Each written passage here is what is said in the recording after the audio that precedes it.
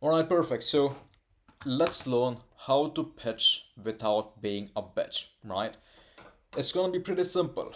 After you go through the whole discovery and you go through repeating to themselves what their situation is, the next step is gonna be this, right? You're gonna say this exactly line by line, or you could switch it up, it's fine, but this is the context which we wanna bring into the prospect's minds, right?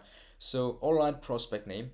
After talking to you, I definitely feel like we can help you out, but you gotta remember, I can only show you the way and hold you accountable to do the actions that is required for you to actually get there, not actually make you do it. That is going to be your responsibility to make the decision, the best possible decision for your future and your family and yourself, basically, right? It's basically giving them the analogy of you can only get a horse to the river to drink the water. Only the horse can drink the water if he's thirsty, right?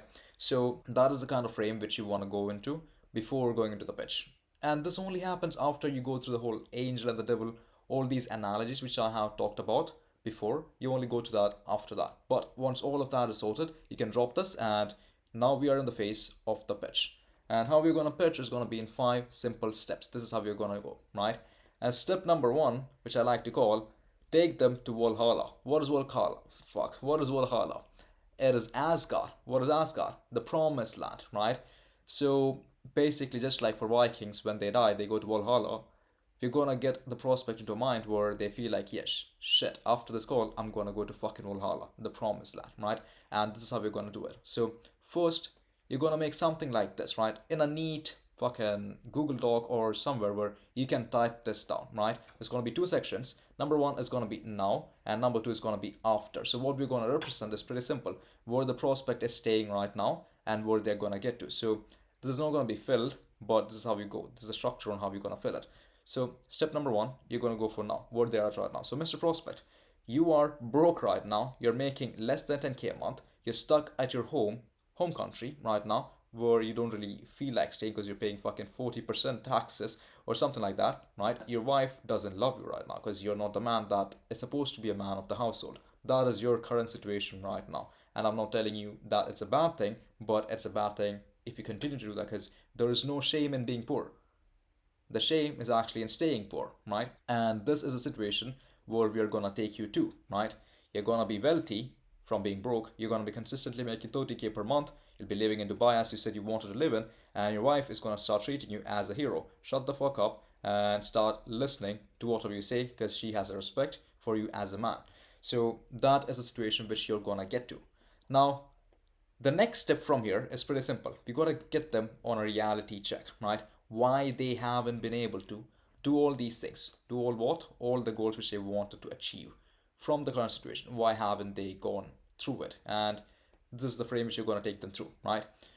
So over here, basically the prospects need to understand the reason why they could achieve it up until now is because one, they don't know how to do it yet, and number two, the people who are teaching them have never done this before themselves, and number three, they were not taking action. And this is the main thing which you want to lie towards too, because at the end of the day, the reason why someone is not at the position that they want to be is solely because they are not taking enough action to get to where they want to become, right? So this is what you want to do in this step. So and this is also the structure how you're going to use it, right? So you're going to say the prospect, right? So now let's understand the reason why you are still stuck at this position and not go to this position up until now. And the reason is pretty simple. Number one, you don't know how to do it. Number two, people teaching you have probably never done it. And number three, you are not taking enough action. And after that, the next thing you're going to do is going to be showing the proof of concept that whatever we are selling, it's working. And it comes down to 3 simple steps. So after you stated these things, now the next progression is going to be showing them the proof of concepts, right? And there's going to be 3 pillars to showing the proof of concepts. That is, number one, we ourselves know how to do it and we have done this before. And this doesn't necessarily mean that you have to be doing 30K a month or 50K a month. It doesn't really matter like that because whatever you're going to be selling is not that they're going to be making money, but what you're going to sell is that you're going to get the skills, right? And hate to break it to you, if you don't know the skill which you're teaching, you're not in a position to actually sell it. So you have to do it before, and only because of that, this is going to work. Otherwise, this is not going to work, right? So you're going to show them that we have done this before. So for example, showing them we have already done 100K a month. Like let's take trading as an example, right? The offer owner has already done more than 100K a month with trading. That is an example that you can show with proof, right? That's the first part of it. And second part is going to be showing that the students which we already have in the program, the clients which we have, are already doing it. And how are they doing it? You're going to show them live proof, right? How are they doing it? Because they have the information that is required to hit the 20K a month, the 50K a month, whatever that they're hitting right now. It is happening because they have the information to do it. And what is that solving? It's solved. You don't know how to do it, that is solved. The people who are teaching you never probably done it, that is solved as well. Now the last thing is you not taking action, right? And that is going to be solved with the third thing. Our students take action. Why? Because they're having live calls with us on a weekly basis, and also they have one-on-one text access to us, so whenever they need something or whenever they're stuck, they are getting it, right? So there's that accountability that makes them take action. So if you're pitching it, it's going to be something like this. Yeah, Mr. Prospect, so the reason why you're not in the position that you want to be from here to here is solely to the fact that you don't know what you're doing. You probably, the people who are teaching you probably don't know what they're doing. They've probably never done it themselves. And you are not taking action. That's going to be the main part of you actually being stuck here for the past 3 years and not getting here for the last fucking 36 months. That's the reason, right? And how we're going to change that is going to be like this, right? So we ourselves have already collected 100K a month. The offer has already collected 100K a month, consistently doing the business model that he's doing right now. And our students, as you can see, now you present the screen and show them the live proof of them actually making the money, right? And you're going to say simply, yeah, the reason why they're doing this is because they have the information to actually accomplish these tasks. And the last one, the students which we have, and you share them and show them actually asking questions, shit like that, and be like, the students which we have take action because of this simple principle. One, they have live calls support weekly with us, like 2 times a week, and also we have one-on-one text access that makes them accountable to do the actions which we give them to do, right? It's pretty simple. Now, once you go after that, then comes the step 3. What is step 3? It's basically pre-handling all the objections that you can pre-handle in the pitch before the price drop. And the things which you can pre-handle are going to be, one, the time, that if they actually have the time to do it. And number 2 is going to be taking the responsibility from themselves to the partners. Like, let's say, for example, spouse objections, or it could be fucking children objection. It could be parents objection. All of that is going to be diluted with this. They could still give you this objection, but it's going to give a leverage for you to say that, yeah, you basically mentioned that this was not a problem. You're kind of bullshitting now, aren't you? So, for example, how you're going to do it is pretty simple, right? You're going to say something like this. Perfect. Now, we don't take anyone, an empty one, into this because we want to make sure that our client results or client success ratio is maximized. So I have 2 questions for you. Number 1, do you have at least 2 hours a day for learning trading or applying trading? Number 1, they're like, yeah, I do have 2 hours a day. Number 2, are you willing to take full responsibility of your success without blaming it on external factors? For example, like your spouse or your parents or your children if you have any. And they should say yes. Basically, they haven't heard the price yet, so there's no reason that they're not going to say yes. And when they say yes, you're going to tie them down. And the reason why we tie them down is pretty simple. We want them to say why it is important, or why it is important to not take responsibility. Why it is important to take responsibility and not blame it on other people on how their success is going to be like. So if they give you an objection towards the end of it, then you can handle it because of this tie down. So you could ask a question like, why do you feel like this is important, that you're not taking responsibility from yourself and putting it on others? And they're going to give you an answer. And after that, it's going to be step 4, right? This is going to be the pitch, the actual pitch that is going to convert these people.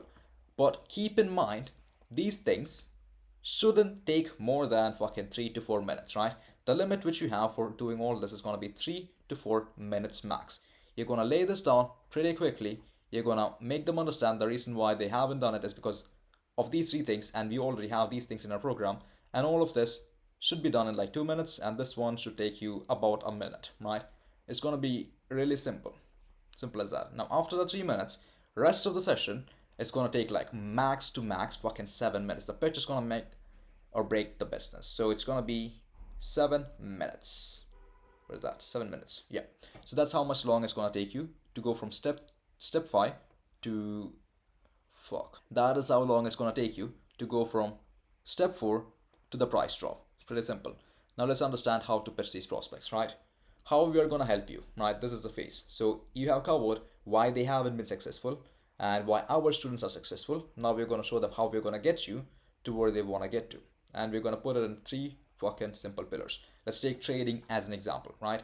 It's going to be 3 simple pillars. Number 1, strategy. Number 2, offer owners live trades. And number 3, funded accounts of 25K. So When you're pitching, it's gonna look something like this.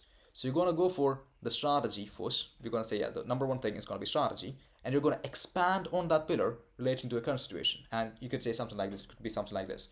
So you did mention to me back like 10 minutes back that the reason why you're not successful is because your strategy is not consistent and the risk to reward ratio is like pretty low, and that's the reason why you're not profitable, right? That is exactly what we're gonna solve with this. And after you say that, after you expand it with their current situation, you're gonna ask them this question: what questions do you have on that? Or do you feel like that's gonna help? You can choose either of this to, like, both of these should be covered, but you can choose a sequence on which one you want to ask questions. Fine. So the reason why we do this is because we don't want to deliver a pitch where the prospect is always silent. The prospect should always be engaged in the conversation during the pitch. A lot of beginner closers makes this mistake of them actually just rambling on about the pitch for the next 15 to 20 minutes where the prospect is just sitting there and just shaking his head like this. That's going to lose you the sale.